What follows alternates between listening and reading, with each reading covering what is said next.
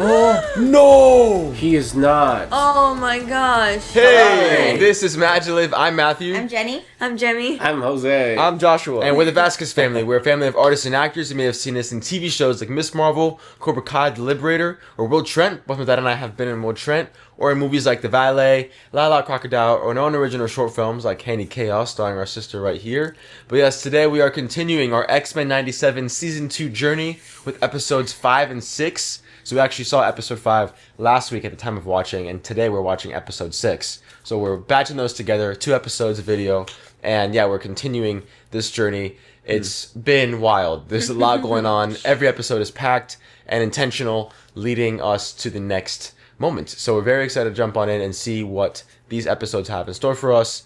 Let's jump in. Thank you for joining us, and stay tuned to later to find out more about the MaJeliv Insider community. It's an awesome place to be. We'd love to have you join us. But besides that, let's watch episodes 5 and 6 of X-Men 97 Season 2. Here we go. Man, this song just never, ever gets old. Never.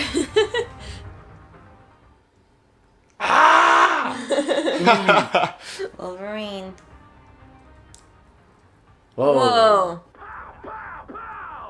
Oh, he stayed down. What? Keep it friendly, friends. Remember why we're here. Yeah. Well, that guy looks cool. Uh-huh. Mindless killing machines. Hoorah! Just like time. They're all experiments, right? Wow. Bosom buddies, you and Eureka on a date, which, yeesh, thought you and Jean were unhealthy. You tried a few puppy dog looks, and what the hell's a puppy dog? At the gaze, dripping with subtextual guilt. Talk about my scam outfit. Just hilarious. Oh no. What on earth? Oh. Those were birds with teeth. I know. Birds. What are those? Whoa. Whoa. That's an opening. Oh my goodness. Birds? Logan! What? Ugh. Those are the experiments. I was hoping this was just like a nightmare or something.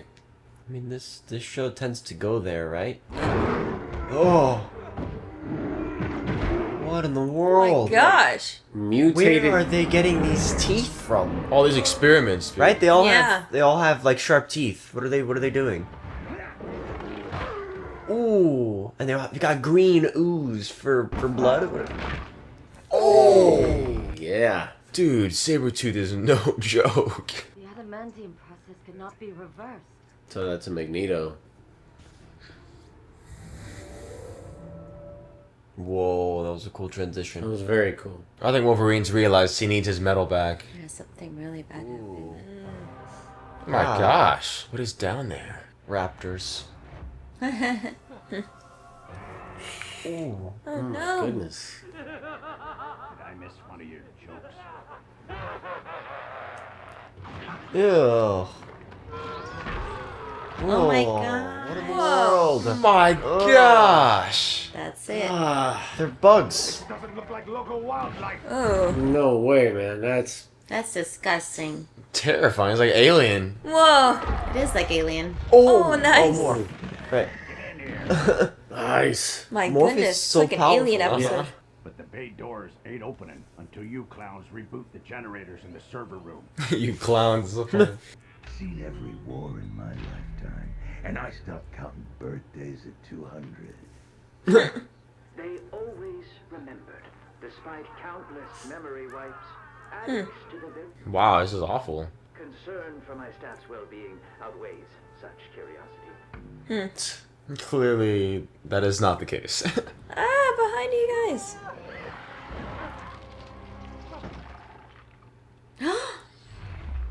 Whoa. Jeez, could have at least bought me a drink first. Uh-oh. Oh Oh no. no. Wolverine. Uh-oh. Uh-oh. Oh no. No No. way.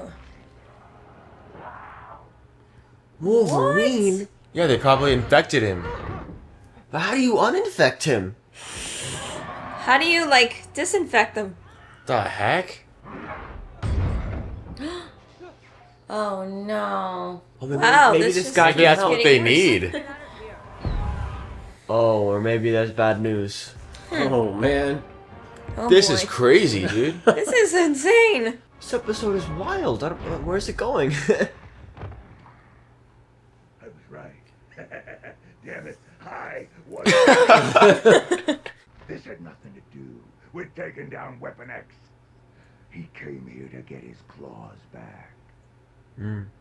Yeah. How the hell are we gonna lure him into the chamber? I've got an idea.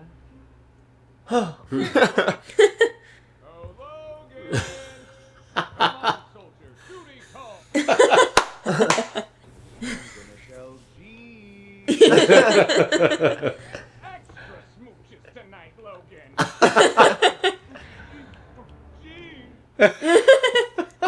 This is amazing. Oh Wow. my gosh. This isn't the plan. I'm done with the plan. Oh, come on. Man. Oh my goodness. gracious. No way, bro. X-Men don't just cut and run. And I won't either.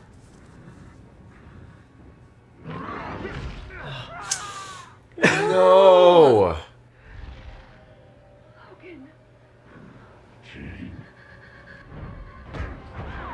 Yes, get him in that box. Thank you. Amazing. Oh my gosh. Yeah. Oh, okay. Jeez. Kill Wolverine and unleash these creatures upon Earth to make an empire. Oh, Let's go, No. baby. Oh, it is on. It is on. let's go. Amazing. He is back. Back, baby. Amazing, man. He's got his claws back. Uh-huh. Oh man. So that's what he wanted the whole time? Whoa. Yeesh, man. Those things are nasty. Whew. Fried crispy. Some of us gotta be one thing. And you're only what? An animal with claws? That's what I'm the best at being. Doesn't that make you sad? It makes me sad, Logan. Well.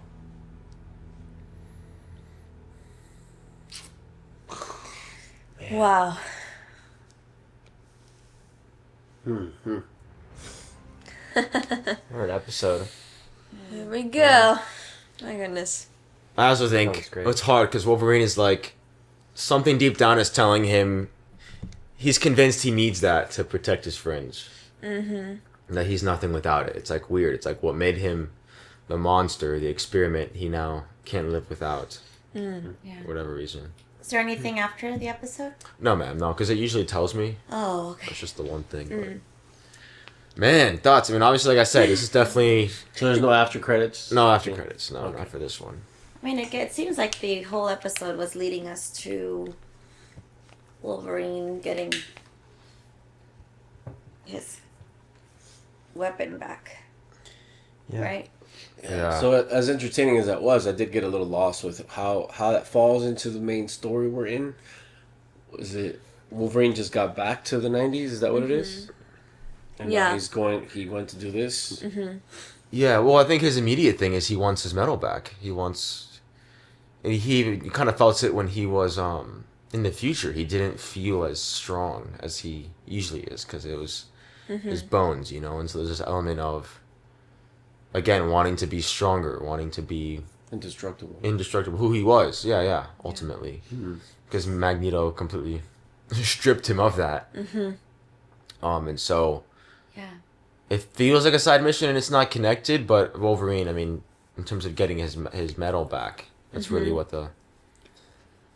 the whole thing was about. And I mean, even the reality is too, I mean, obviously there's a lot going on with the character of Wolverine, and I think it's a very interesting dynamic between him and Morph, and Wolverine obviously having much growth to do in terms of seeing himself beyond just the animal that he was experimented and Yeah. bred to be. but even with Apocalypse incoming, they are going to need all the strength and They can get. power they can get. So it's It makes sense. yeah. I think what hurts the most for Morph and the crew is that Wolverine like lied. He didn't fully tell them why they were there, And people and at died. the cost of people dying. I think that's the part that is really messed up about the whole thing. You know. So that's definitely interesting.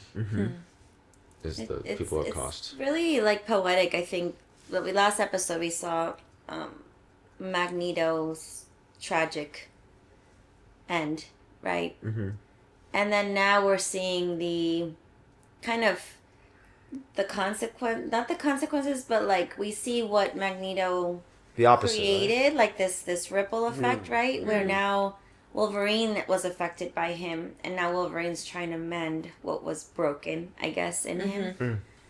And I wonder if we're going to start to really see everything evolve based on the impact that Magneto had, whether it was positive or negative. Because everything has an effect.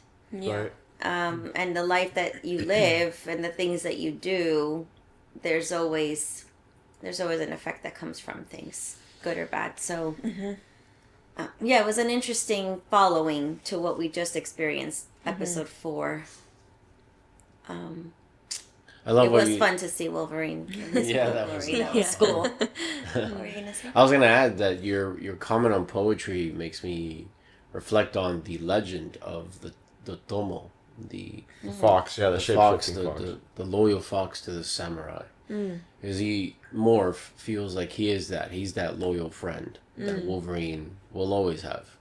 And Wolverine he's tied to a lot of the I forget, there is a storyline where he's in Japan a lot. He has a history with, I forget her name, with the long nails. Oh, Yuriko, like that. Yeah, Yariko, yeah.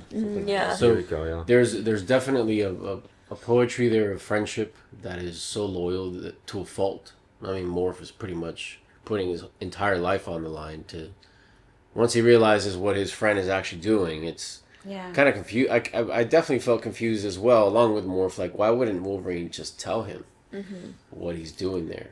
You know, to be so bottled up about it. I think when you have a friend that you call a friend, I mean, I think friend is a term that's thrown around too loosely in the world and life, but you look at someone like Morph, and there is that. I mean, I wish I was as good a friend as that. There's no question that Morph is next level. I mean, you literally go into the pit of a hell with creatures and demon-like things. Yeah.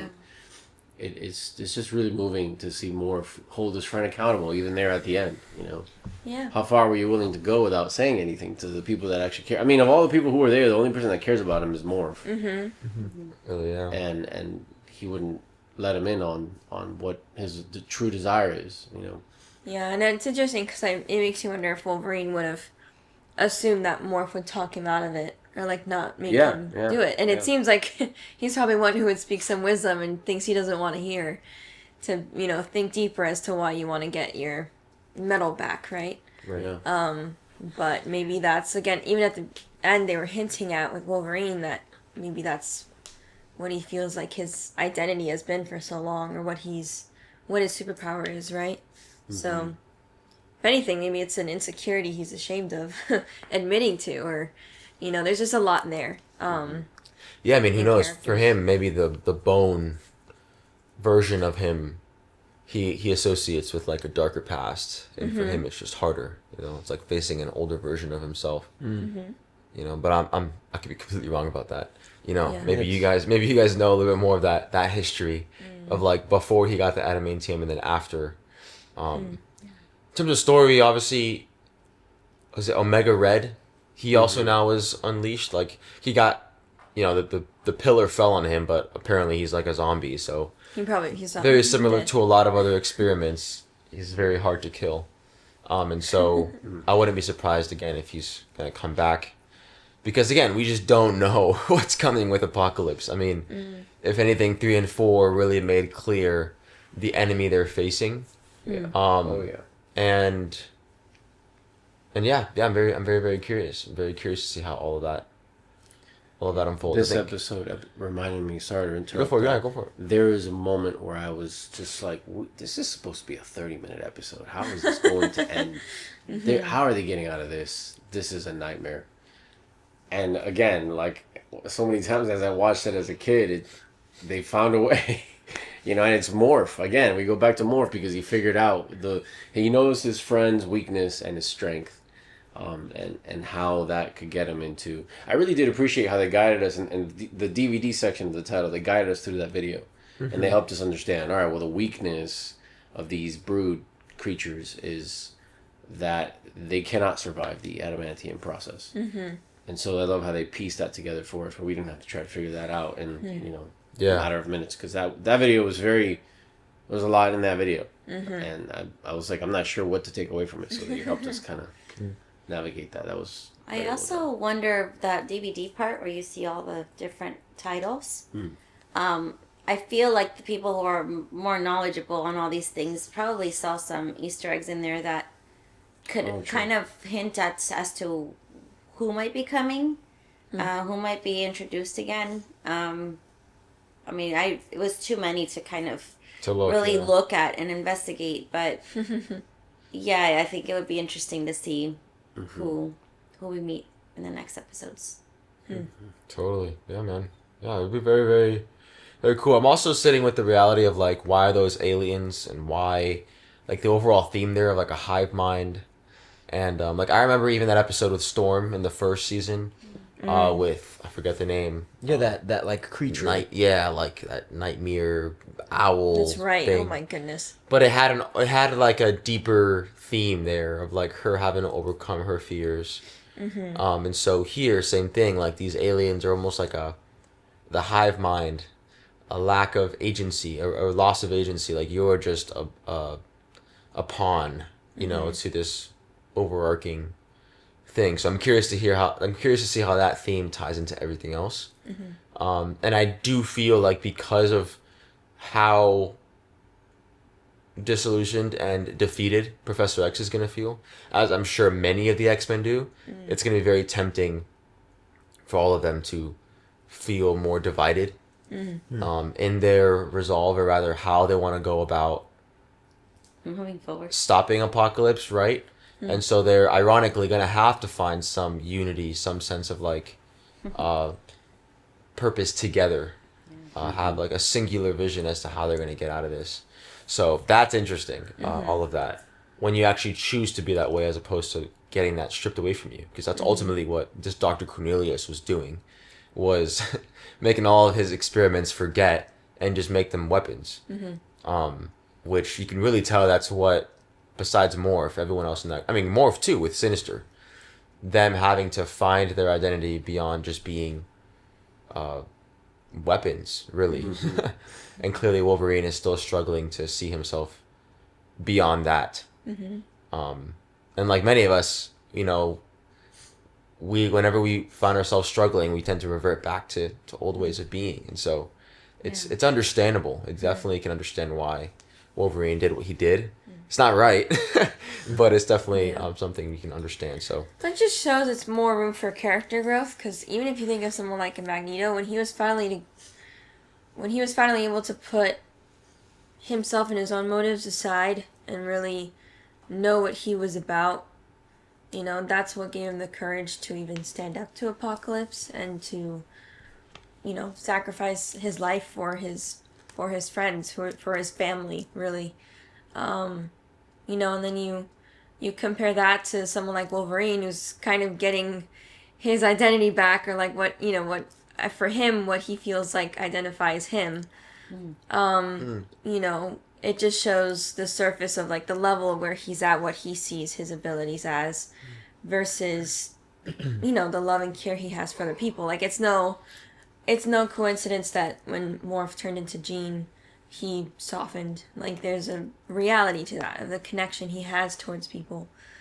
So it's like if someone like Magneto, who is the one who took away his strength, Wolverine's strength with the metal, if he was able to do that up against Apocalypse, Wolverine's going to have to rise to that occasion too in some way. Because Apocalypse not only messes... he not only makes you feel like he'll probably make you feel powerless because of just how strong and terrifying he is. So you need to have a superpower that's stronger, which is love, ultimately, which was hinted at in the last 2 parts, which is something the X-Men have that he doesn't.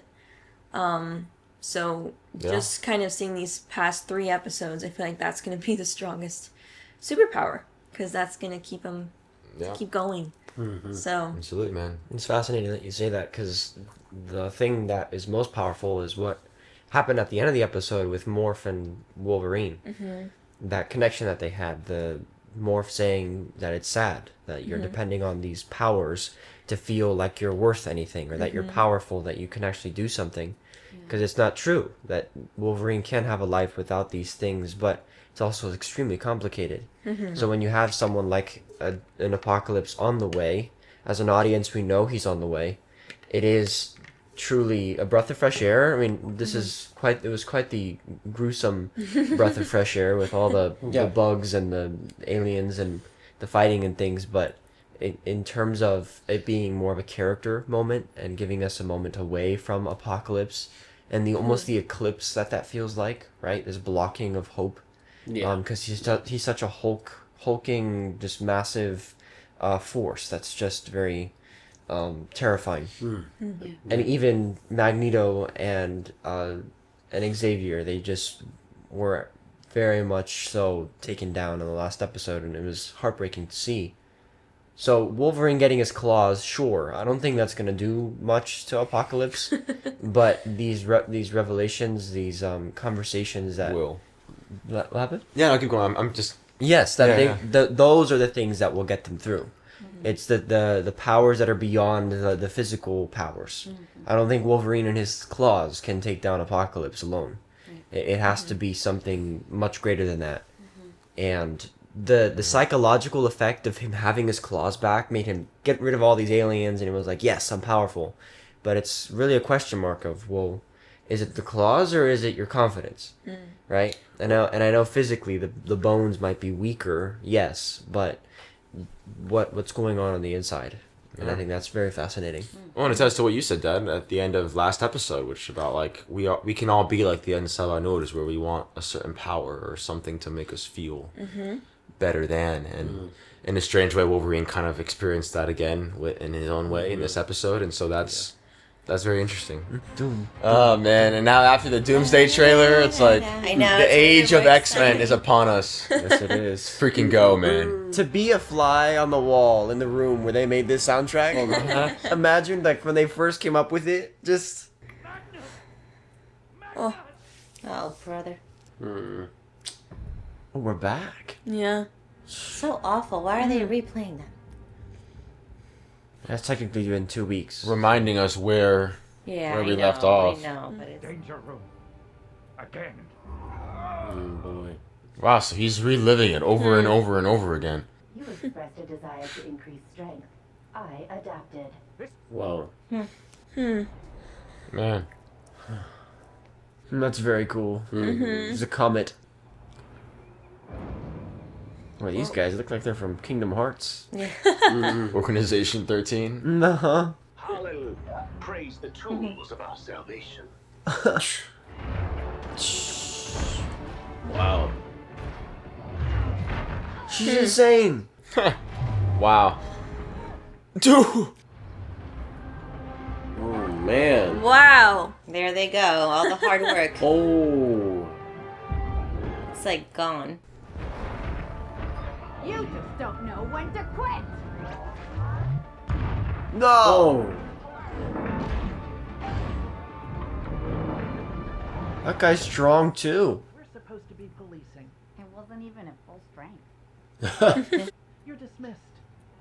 Permanently. She's got fired from X Factor. The United States government has outlawed my X-Men, but this school will forever remain. But remember, What on earth? What is going on? works. Oh, okay. Whew. You must. That's one way to scare him. You will be ready to carry on the fight. Welcome to the danger room. I don't know about this danger room. Yeah, it's like It's AI. That's what it I is. know. She's so cool. Mm-hmm. Yeah, her hair is. Her hair is awesome. Yeah. Man. Been far too long. Always knew you'd find your way back. Cyclops. Every party is a form of death, as every reunion is a type of heaven. Aww. Sure you want you freshmen hanging out with the unstable school dropout? They met Wolverine. Duty calls, headmistress. There's danger in the danger room. Oh no. Uh-oh. What happened? Oh. Perimeter breach. Front gates. Forge. Oh my goodness. It got intense quick. Let's get them to safety.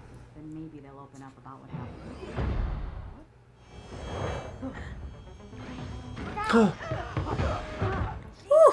Whoa. Oh my gosh. I think I heard Professor X's command about increasing their strength. Oh my goodness. I feel like, Yeah. but it could kill them, right? What? Your trial by fire. Wow. AI. There it goes. As they have strengthened, so much. Oh my gosh. Wow. Oh my gosh. This She is so remarkable, man. Polaris? Yes. Yeah, man. I know you, Lorna. Too impulsive, uncontrollable, a liability to mutants, You see the little twitch in her eye? Mm-hmm. That's so cool. Oh. just like your father. Oh no. Polaris, get a grip. You're hurting the students. Thank you. nice. Very good. Very good. Oh my goodness. Oh, wow. What It's- is that? Materializing? Oh my gosh, she took her power. This is insane. For survival. What? Always a damn killer. Oh my gosh. This is terrifying. Oh my gosh. Oh. What? Dude, what? She like took her power and Oh my gosh. Well, there's Apocalypse's lover. Oh my goodness. I need a partner who ain't gonna hold back. That's so cool. Yeah. Yeah, man. This is amazing. Terrifying, too. My gosh, dude. This is terrifying. very terrifying. How are they gonna defeat this thing? Very relevant to our times. She knows all our moves. Maybe not all of them. Whoa. Where better to begin than in the ashes of your greatest failure. Oh my goodness. Whoa! Cannot hold her off much longer. Oh my goodness. My gosh, dude. Yo. So cool. The animation, man. Yeah, this is so remarkably amazing. Yeah, the way they designed all of that. It's like she gets stronger. Yeah. You are your father's daughter. I have seen him do the incredible. Wow. Whoa, man. Wow. That's so cool that she's there. Oh. Whoa, Wow. man. Man. Dude, Polaris is insanely cool. Yeah. They shall be avenged. Oh. Whoa. Wow. Whoa. Wow. Destroy. More Yeesh, control bro. room. They better watch it. I think I finally understand what we must do next. Wow, that was so amazing. Ladies and gentlemen, I give you X-Corp. Cooper's not backing down. It only proves that we are doing The outfits, right? so Since what, Professor? apocalypse. Athens? Whoa. In unison. Yeah, here he comes, man. Who is this? Let us begin. Who is that? Increase the power! Don't know. Yeah, who is that? It better not be Bastion. Oh no! He is not. Oh my gosh. Gambit. Oh no. What? You're kidding. Oh, He's made him a horseman, man. dude. Oh. No, dude, you freaking called it. You guys in the comments freaking called Yeah. it. Oh my goodness. Ah. That's gonna be crazy. Oh no, Rogue. Rogue is. But he he's also having a- he said it. He said it to time. him that the ones you love will be your undoing. And he does love Gambit. I mean, he's like one of his own. You know? Wow. And so that if you think about it, that's going to be a weakness of theirs. Big time. I mean, yeah. 100%. How do you Big weakness. If you know he's kind of in there, like it's him, but not him. like how do you even It messes with Oh, with God. your emotions. Oh man, that is. I mean, how do that's you even a great save moment. Gambit? Sad. How do you even save Gambit from that? I don't think you do. Didn't he die? Well, Yeah, that's the thing is He's gone. I mean, you That's can't. not really him. No. I don't know. I don't know. I I mean, don't know. unless I don't know how it unless works. Xavier Like, can would get they into would his they mind. bring back? if is he on the brink of death? And because that's just it. Like technically, We didn't see if him he can time jump, who knows when? Like if he grabbed him right When on he time, grabbed right him. after he died, or I'm not sure. Yeah, how maybe that while works. he was still alive. Hmm. Interesting. Man, That's what I don't understand. How did Yeah. he get his hands on Gambit? We're gonna have to If- find out in the next episode. There's no after credits. There's a 4-minute. you guys freaking called it, man. I think a part of me was in denial. I just didn't want it to really be. Wait, you're real. telling me the comments were saying that? Yeah, people were Yeah, saying. some You guys people were were saying calling it. that the Gambit would become a horseman because I think something in the first season there was something about a card or there was a shot that was very much. I hinted at Hinting it to or that. something. Oh! At the very end, when they teased Apocalypse, that's what it was. He picked up Gambit's card. If you guys Oh, I don't remember, it, remember like that. that end credit scene. Ooh. He picked up Gambit's card, so I think from that moment, people watching have felt that would happen. Is there an end credit scene in this one? No, ma'am, no, because it usually tells us to skip credits. Wow. Well, let's talk about Polaris. Polaris, dude, what a She might be my new favorite character. I know, she's amazing. So cool. Man. She's so good. I never knew. I mean, again, this is how you know I never got a chance to dive into the X-Men comics. I never knew he had another daughter, Polaris.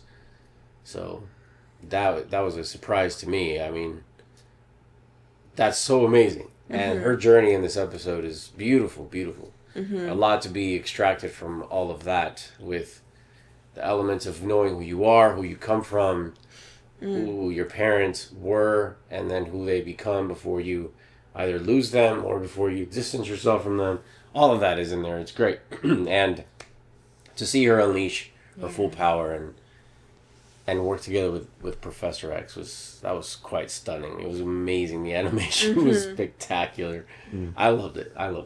Yeah, no, it's incredible. It's incredible because you look at her powers, which I'm curious. Obviously, she has the magnetism thing, but she's got some other stuff in there.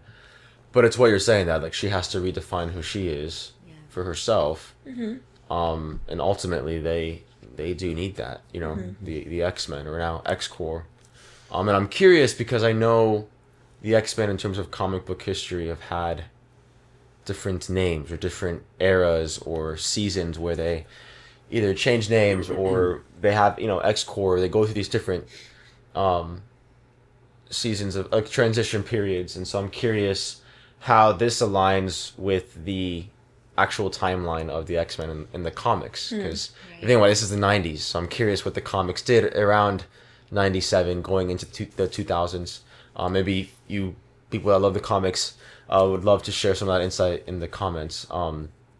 But yeah, that 100%. I think they need, like, if Magneto's not there, they need someone like him, and who better than his daughter, and not just power wise, although that's extremely important, but personality too, and what she brings to the table. That sense of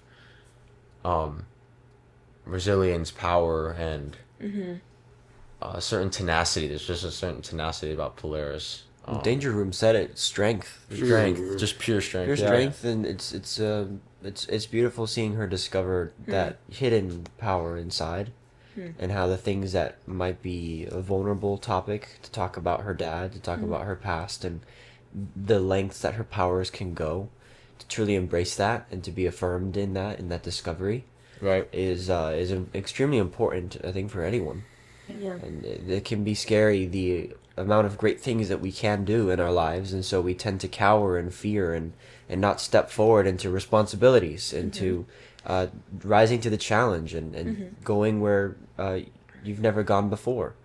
And once you step into that, I mean, Polaris is an amazing example of that. She just unleashed and defeated Danger Room. Yeah, and it's like an example also of like a fear of failure too, right? Because of things that have happened to her already.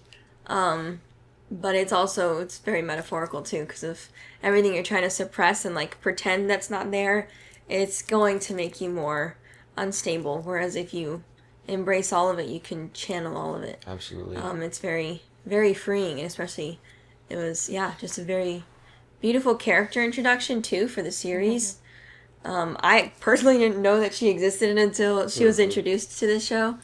She might be my new favorite X-Men. It's really, really cool. Yeah. I love it. Great, yeah. And it's definitely a miracle too for Xavier of who he's been needing to really know what to do. Right. So it was just all beautiful timing. So Man. 100%. No, and then it's like you said, Jem. It's justifiable why she'd want to suppress those powers when you have a fear of who your father was, because again of all the evil things that she grew up hearing and seeing that he was doing.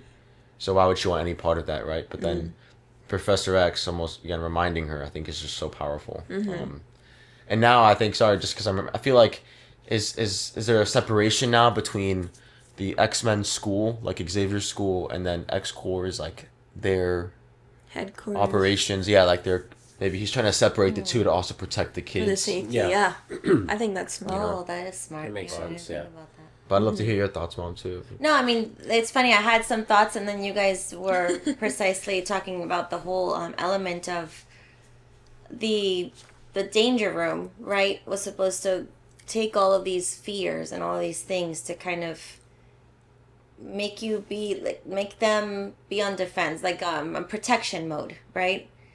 But it's really what happened to Polaris with embracing the strengths within her and all of the good that's within her, and not looking at necessarily what I'm afraid of or what are the negative things in my life, but like what are those strengths that I can pull from. And that moment that her and Xavier had were beautiful because they were both able to kind of come to terms with that and move forward. Because Professor X was in this danger room, like reliving over and over and over the faults, right? The things he did wrong and the negative and the fear. But when they both embraced their power and their strength and overcame that and destroyed what this monster became, this robot, that was where the power was. And now they're going to need that, because what's coming with Gambit is just heartbreaking, but they're going to have to come together and really look at the positives and not the fear of what happened or the danger of looking back. Yeah. Reminds me honestly of Doomsday too a bit. Like these teams are being emotionally challenged too, because they're seeing familiar faces that aren't the people that they remembered. You know, but it looks like that person, right? With Dr. Doom looking like Tony Stark. I'm very curious as to how that's going to affect the team, especially the original team. And then same thing with the X-Men. I mean, Rogue, for crying out loud. She's been through it, losing both Magneto and Gambit. And now that Gambit may be back, but it's not actually Gambit, that's going to leave somebody a mess. So, you know, how are they going to get over that? Or will they be able to rescue him from being a slave to Apocalypse? Is that even possible? So, and again, we'll just have to find out. A part of me does feel like he got Gambit's body and it's like a Frankenstein type. Right. Yeah, the yell was very Frankenstein-like. Because there's, I mean, I also think there's probably a reason they didn't show the body. One, to not reveal right away, but also because his body's probably very much, you know, after the damage. And again, there is that last shot in the last season that already hinted at this. I just think we wanted to forget because we didn't want that to be a possibility. And I also saw the cards transform into, I saw like biblical images, like Adam and Eve.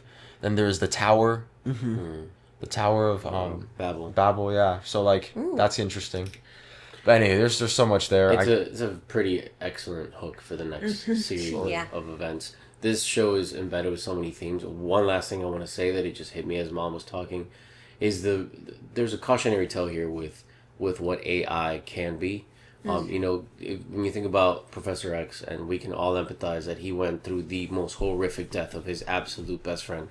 And so it's understandable that he's in a deep, deep sense of grief and just feeling destruction within himself. And then for him to rely on a machine and the danger that is, how much it increased more sadness and more sense of emptiness in himself. Even though he stimulated and simulated some sort of clarity, which there really was none, it just created a bigger mess inside and then outside. The solution comes when he addresses it with another human person. In this case, a human who's a mutant as well, like him, the daughter of the friend he lost. Like sometimes you got to go to places you don't think are going to be safe in terms of a human, but sometimes that person is probably going to offer a lot more solace, a lot more understanding, and in turn she got some help and guidance from his pain. So pain strangely dealt with another human is going to lead to perhaps a more precise healing. And the machine too also sensed that it could stop fighting because there was strength that was grown, but it wasn't from the machine, it was from the connection. Right. Yeah. Right. Strangely, it brought out what needed to be there, but still, I agreed, Dad. I think it didn't need to happen that way. No. But yeah. But it did. And it worked out for the better, you know. Good cautionary tale to us now, because I mean, I don't know if that was in the comics. I'm guessing it is. But to be living in this reality today, it's very timely, I think. Well, we live in a world where people are going to AI before they go to another person about some kind of issue. Advice so or got to put the brakes on that. Man, guys, thank you for joining us. Thank you for joining us for episodes 5 and 6. So much there. We definitely want to hear your thoughts in the comments. So meet us down there. Let us know what you thought of episodes 5 and 6, as well as any theories you have of what's coming up. Again, like we mentioned, any comic book insight that's important to know about Polaris, about Gambit as a horseman that's so tragic. All of that. We'd love to hear what you have to say, so meet us down there. And like I mentioned earlier, the MaJeliv Insiders community is an awesome place that we'd love to have you join us in. MaJeliv Insiders community is where we share our reflections to movies, TV shows, books, and life that we're experiencing daily to challenge one another and inspire one another to live our lives more fully, more intentionally, and to make our lives a work of art. So if you're interested in that, definitely check that out. It means a lot to us. We'd love to have you there. And besides that, go out there, spread your light, and we'll see you in the next MaJeliv video. Have a MaJeliv day. Bye.